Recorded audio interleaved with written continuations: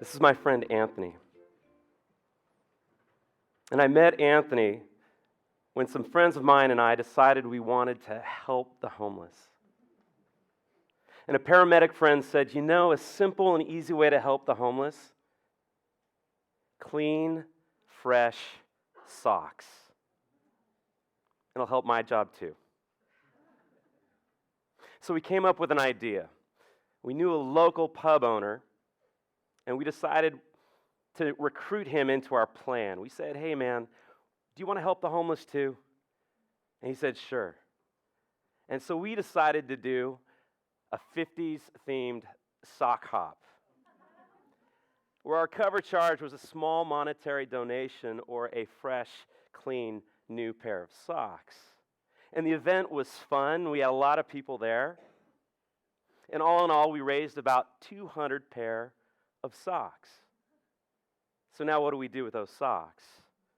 And I've begun to believe that the best journeys are those journeys where we only have light enough for the next step. So a friend of a friend got word of what we had done, and that friend of a friend just so happened to have started a food distribution to the homeless on the beach every Saturday morning. And she called us up and said, hey, come on down and give those socks out. And that very first day was when I met Anthony. I handed him a pair of fresh, clean socks. And he told me a little of his story that he had just arrived into town. And I told him a little story about myself. And I told him that the bar owner, the pub owner, his brother had a little daughter who was one, who just contracted a rare disease that put her on a breathing machine in San Francisco because she couldn't move any muscle in her body. And he said, well, I guess that's why I'm here today. And to my surprise, he put his hand on my shoulder and he prayed the most beautiful little prayer for that girl. See, I've come to believe that simply handing out socks or saying hello to someone we wouldn't normally say hello to would lead us to human connection that can lead to story. Steven Pinker, the psychologist and linguist, in his book, The Better Angels of Our Nature, suggests through the research of Lynn Hunt that the humanitarian revolution had its advent in story. That in the 17th and 18th century, when the novel of the common person's plight emerged on the planet, it reframed the human imagination toward empathy.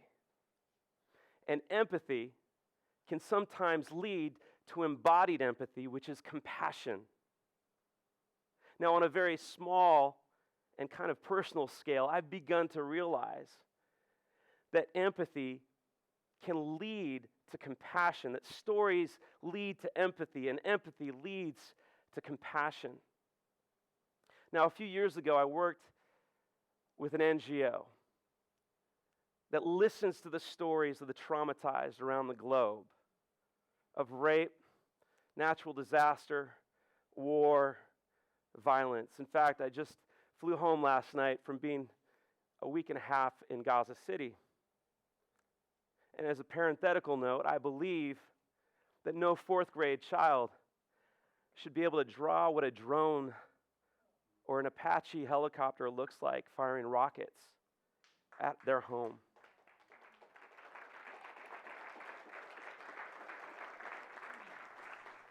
No matter their religious identity, no matter their national identity. This is my friend Innocent, and that's his real name.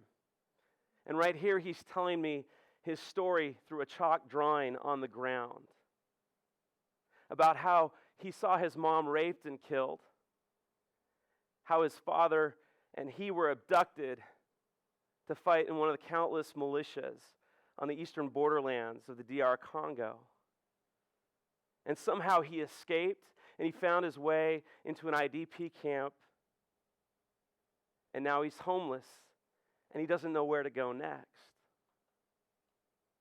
See, it's hard not to have empathy for somebody like innocent. It's hard not to have that kind of desire to help. And I believe that desire, that compassion to help, can lead to all sorts of powerful things. The ancient Greeks called compassion splachnisomai in the first century. And that word literally means being moved from your insides, literally from your guts and from your bowels, to help alleviate the suffering of someone who is in need. Which leads me back to Anthony. Now, a few weeks later, after I met Anthony, Anthony introduced me to a friend whom I'm going to call John, though that's not his real name. And John was a younger homeless man in his 20s. And on that Saturday, John began telling Anthony and myself his story. And now, having done this for a few years, I believe that when we have safe places to tell our stories to, safe people to tell our stories with, the pain, the violence, the hurt, the hopes, the desires, the failures, the successes, that can reframe our sense of self-worth. It gives us an incredible sense of goodness about who we are mysteriously. It's what Martin Buber, the philosopher, calls I-thou relationships. When we begin to see that deep inside of us, we have this vivid sense of goodness and even sacredness, and it begins to reframe and reimagine how we see those around us, those sitting next to us right now, that they too have great sense of worth and vividness of goodness and sacredness. And so John began telling his story little by little, and we found out that he'd just come home from a tour in Iraq, and that he suffered from PTSD, that he lost his wife because he started gambling too much. He lost his job because he started drinking too much. And over the course of weeks and a couple months, through the compassionate support of Anthony and myself, John began to get clean and eventually found himself off the streets and back into a small little apartment here in town.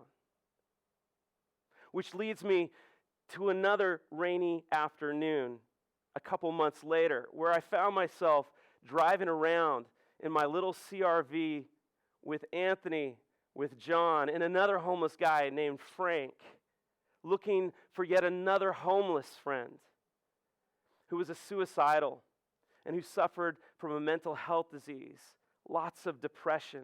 And he was known to binge drink bottom shelf tequila. And he'd been missing for a couple days, and we were driving around for a couple hours, and we didn't find him.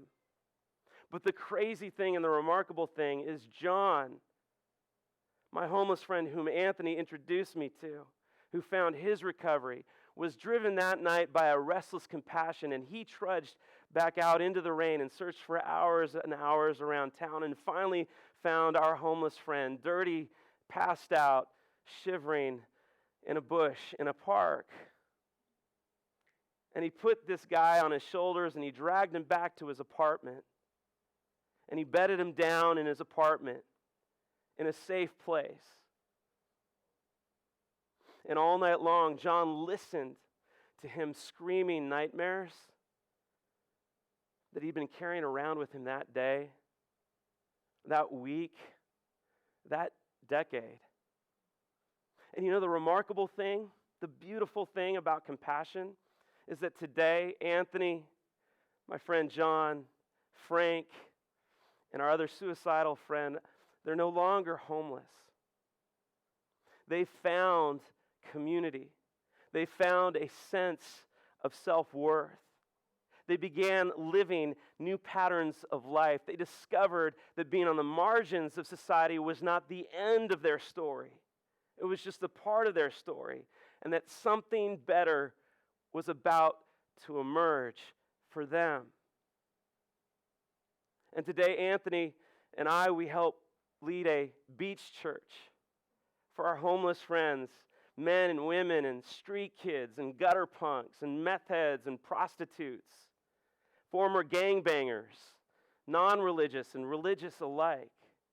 because we found that we need to have a safe place for our friends who are marginalized to begin telling who they are without being judged, without being shackled in shame. And my friend Anthony, every Sunday morning, he plays his harmonica. He welcomes people.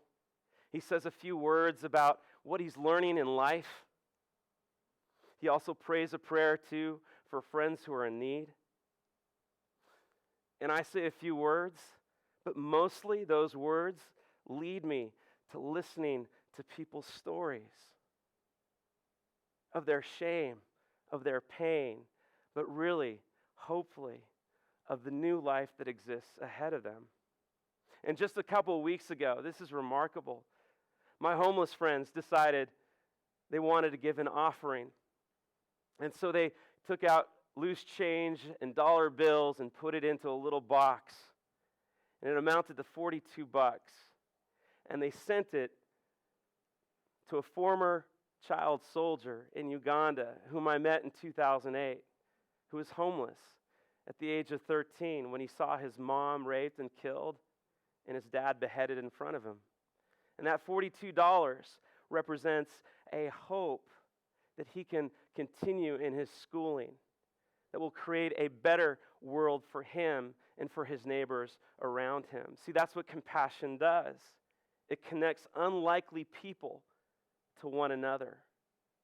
So, compassion, it comes at unexpected times, through unexpected people, in unexpected places. And often it's very hard to imagine the compassionate side of marginalized populations. Maybe it's really hard to imagine the compassionate side of ourselves. But if we have maybe the courage to give out a fresh pair of clean socks, or maybe just say hello to someone we wouldn't normally say hello to, it might lead to a story, which might lead to a friendship, which might lead to shifting our imaginations about the deeper and grander possibilities of human connection.